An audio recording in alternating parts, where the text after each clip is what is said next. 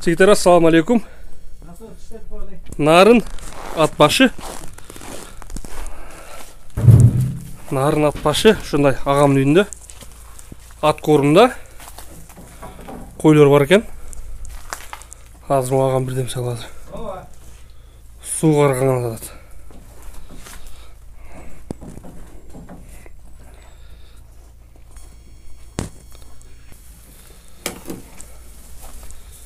Бияқта өте суық.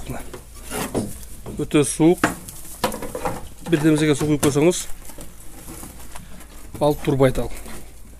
Батылы тоңат, а? Су тоңат. Намойтып қой өлі.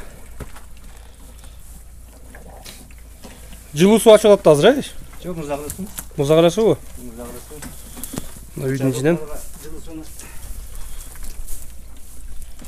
Үйдің ішінен ойты суын ашып қойып атабыз. Ең жақшы вариант. Бияқта ештекеде су турбайды, бар жоқ тоңот бияқта өте суық. Бұл жерден уланып тұрады азыр.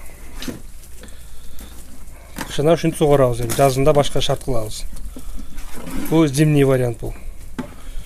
Азыр минус қанша азыр бияқта? Минус 18, 20. Минус 18, е? 18, 20. Бұл күндізі, е? Күндізі. Түндесі бұндан да суық болады, е? Бұндан да суық болады. Минус 20 ол күндізі. Мен гөлді суға екен десем, гөлді ажылы екен бияқтан келелі. Гөлді жылы да. Бияқты болдық. Бұлар болды. Емналар еще. Ой, талашып.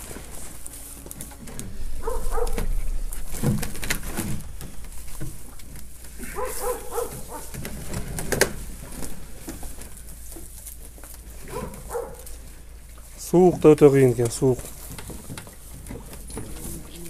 Жігіттер, мына қой ат корымдың бір жақсы жері. Бұл жағы үйдің жанында әлі. Айланасы дуалмен тосылған жөнілі. Үсті навес. Болды мына. Жөне келе навесті айлантырып тосып қойсаңыз. Ең экономичный вариантына. Исбек беке, ассаламу алейкум. Алейкум салам. Бұны қармаула сен бұл. Телевидениялағы чоң микрофон бізде шындай. Бұл қойларды ат корымда қармау атасыз? Ат корымда қармау атасыз. Ат корымда қармау атасыз. Ішкере кіре олайлы? Бұл қой бұл қошқор қармағаныңыз? Бұлар азыр солық қойлар. Солық қойлар бордайсы? Бордайсы. Елдер қошқор бордай сізде неге солық? Бізге бұйыл алғаныңызға жарашы болып қалды. Ириктер, қошқорлар қымбат болып бады. Бұл солық қойлар арзанырақ шықты. Көбінчесі бұл жерде баяғы қарып қалған қойлар. 4 тіштен да кейінке? 4 тіштен кейінке қарып қалған қойлар. Осылар ат корымға. Осылар бізге арзанырақ болады. Бізге түшкен пайдасызға да ошоға айма болады да. Арзанырақ. Ошол пайдалырақ да. Еме сіз қойды алсаңыз, солық қойдам 4 тиш. Ал боз болып қалса не болды? Боз болып қалса тайлы жоқ. Тудырабыз. Ал минус боласыз да? Ал минус болады да. Аз данный время минус болады да. Қозы чоң қойғандан кейін әрлі минус болбайды. Қозы чоң қойғандан кейін қозыны қайра бағалан қозы қылып сатып бересіз жазменен. Зиян жоқ анда? Зиян деле жоқ. Зиян деле жоқ. Бирок аракет кыласыз, сиз кысыр кое алганга? Аракет кылабыз, эми алып атканда саткан малдын ээсинен сурайбыз, кошкор кошулган эмеспи, жайкысын деп сурап, ошо алганга аракет кылабыз. Сиз бул ат башы мал базардан эле тересиз булар да? Ат башы мал базардан эле. Мына бияктан мериноз кой, ушул ат башыга, именно ат башы районунда өтө чыдамдуу койлор келет экен айтышат биякта. Меринозлор чыдамдуураак келет деп айтып коюшат. Өтө суукка. Бул келди, мына койду алып келдиңиз. Укол бересиз? Укол бересиз, албен бересиз. Ивермек? Ивермек ошо укол да, ивермек сайлат. Албен внутри ашказанга бересиз да. Так. Келди. Бул келди. Биринчи кантип бордоп баштайбыз? Биринчи башындагы. Биринчи келгенде албен бересиз. Албен бергенден кийин 3 күн 4 күндөн кийин ивермек саябыз укол. Которга каршы. Болду, анан чөп суу, жем рационун кичинеден кошо беребиз, көбөйтүп бир кой эртең мененкисин бир маал жегенде 1 килограмм жем жегендей кылабыз. Көндүрөбүз ошого. Bir koy erteң менен 1 килограмм жегенге азаздан алып барасыңар, э? Ошого демек жеткиребиз да. Ошондо эми башында эми бир көз чама менен бере бересиңер да, эми? Кичинеден өлчөп кичинеден веске тартпайбыз. Мындай көз болжол эле кичинеден берилет. Ошто ашказанын көндүрөбүз биринчи. Жемге, бул жем жеген да булар, жем жеген болбойт да булар. Так, ошондо кой келди эртең менен, немени режимди айтып кетсеңиз, эртең менен эмне жейт, саат канчада эмне жейт, канчада суу ичет? Так, эртең мененки саат ровно саат 8-де биринчи жем берем. Жем беребиз, андан кийин чөп берилет. Чөп канча өлчөмдө примерно? Ол жерде канча кой бар? 1, 2, 8 кой бар жерде азыр. Шунга канча чөп жейт ушулар? 8 кой. Эми общий 66 кой бар азыр короодо. Ошого 2 боо берем, 2 боо. Эртең менен 2 боо чачылат, түштө 2 боо. Пресс. Түктөн деп коет. Эртең менен 2 түк, түштө 2 түк, кечинде 2 түк жейт. 6 түк кечинде. 6 түк, бир күндө 6 түк жейт.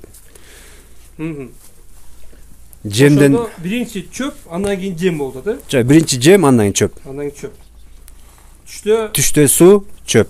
Суу, чөп, анан эң акырында жатардан алдын кайра жем. Кечинде саат 6-да жем, чөп. Кечинде наоборот болуп калды, да? Биринчи жем, кийин чөп болду. Эртең менен эле ошо. Эртең менен эле жем, андан кийин чөп берилет. Түштө суу берилет, чөп жейт, дагы эле кечинде кайра жем, чөп жейт. Эми бул ошентип жем чөп жеп бул канча турат эми бул биякта? Сиздин короңузда? Короодо эми 3 ай. 3 ай кыргыз. 3 ай толук турат да. Бул келди 3 ай турат, э? 3 айдан кийин базарга алып чыгып кайра сатабыз. Этке тапшырабыз. Этке тапшырабыз. В основном Бишкекке кетет. В основном Бишкекке этке тапшырабыз. Ошондо болгон койлор. Жем ошондо эмне жем жеп калдык булар? Азыр арпа, жүгөрү аралаштырып берем. Арпа жүгөрү, жанагы адрасы, дробилка. Бир чакага жарым чака жүгөрү тартабыз дробилка менен. Анан беребиз. Ошондой болгон. Мына жигиттер жөнөкөй эле мына. Жыгачтан тосулган. 8 кой турат ичинде. Мына акыр. Бул бир өтө бир укмуш көп акчанын кереги жок мунга. Простой навес.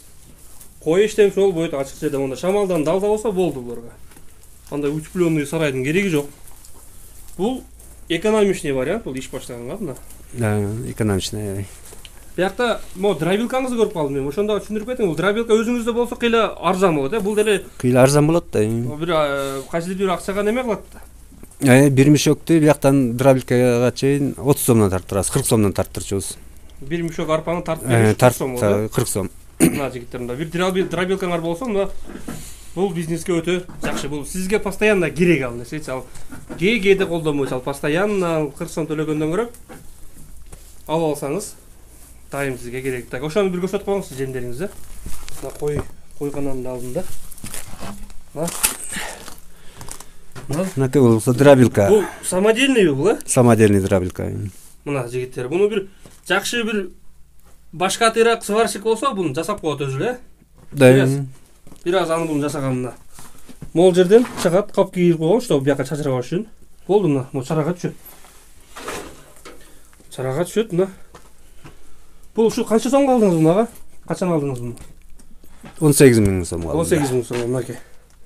Бул бир койду семирдирип сатсаңар 18 миң болот. Ошо бир эле койдун акчасы экен бул, э?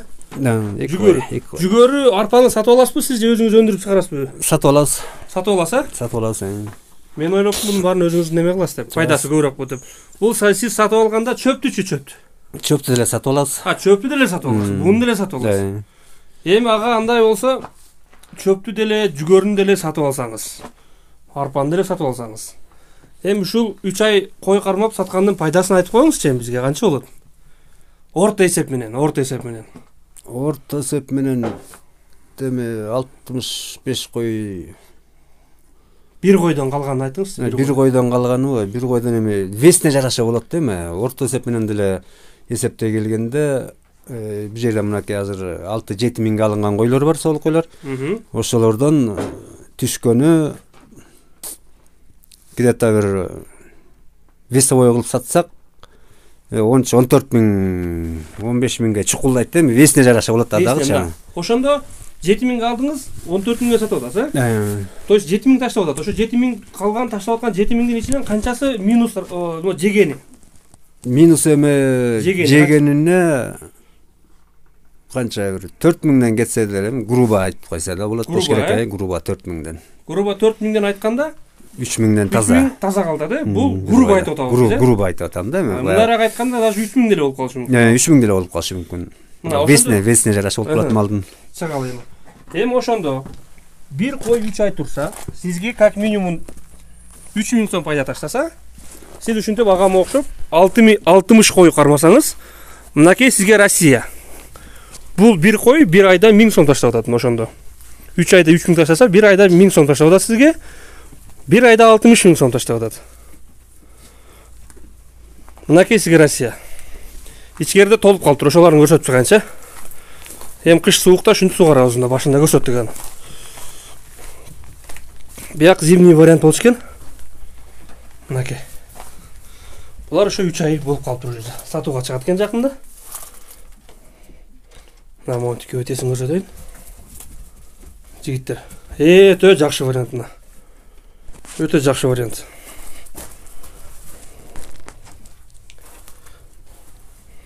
Биякта дагы бар экен бир аз. Ошо койлор да мына. Жеми мына өтө простой вариант, бир өтө бир укмуш кылып жасалган эмес, эң экономичный, арзан вариант. Жигиттер, андыктан шуга окшогон чарбагерлер көбөйсүн дегендер. Лайктан басабыз. Ага сизге чоң рахмат. Бар болуңуз, тынч болуңуз. Семьяңыз менен иштериңиз илгери болуп ушундай чоң сарайларды куруп, шуга окшогон койдон миңден армаңыз. Рахмат айтканда келсин, элге да каалайт элем, ушундай жумуш кылганыңарда. Ушундай болгон чакан бизнес жигиттер. Ушуну мына башташка, оңгой менен баштаса канча акча оборотко керек сиздин оюңузда? Оңгой 7 миңден 70 миң болот. 7 миңден 70 миң. Чөбү менен жем менен 150-200 миң болсо оңгой менен баштасаң болот да, ошондо 3 ай. Аны эми аябай деле 3 ай кармабай эле, оборот кылыш үчүн малды жакшы карап эле, кичине семиргенди алып чыгып сатып, ондан 20 алып көбөйтүп, ушинтип көбөйтсөңөр болот да. 200 миң менен баштачу болот, Жемни кеңири алып, оптум баада арзаныраак алганга. Арзаныраак алганга аракет кылып. Ага сизге чоң рахмат анда. Бар болуңуз, тынч болуңуз. Жигиттер, ассаламу алейкум. Лайктан басабыз, лайк бекер, булчита. Комментарийге өз оюңузду жазабыз. Ушул вариант эмеспи? Бар болуп, тынч болгондуктан.